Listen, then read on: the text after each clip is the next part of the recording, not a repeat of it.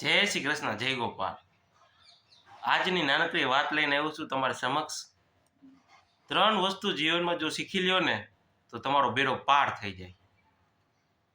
કારણ કે એ 3 વસ્તુમાં આપણો કંટ્રોલ નથી. જો એ કંટ્રોલ આવી જાય ને તો તમારું મન હંમેશા શાંત રહે. પહેલી વસ્તુ, તરત કોઈ દી નિર્ણય ન લેવો. બીજી વસ્તુ કે નિર્ણય લેવાનો થાય એ સંજોગોમાં તો થોડીક કલાક પછી લેવો. અને જ્યારે એક નિર્ણય આવે ને 5 દિવસ પછી તો એ ઉત્તમ નિર્ણય આવે.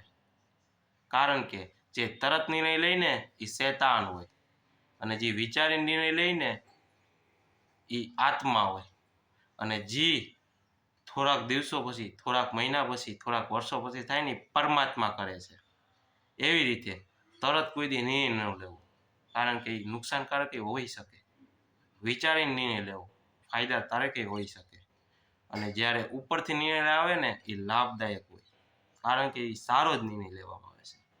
એટલે આ જો નોલેજ આવી જાય ને જીવનમાં તો તમારી ભરતી થઈ જાય, પ્રમોશન થઈ જાય, તમે આગળ ને આગળ વધ્યા રહીએ.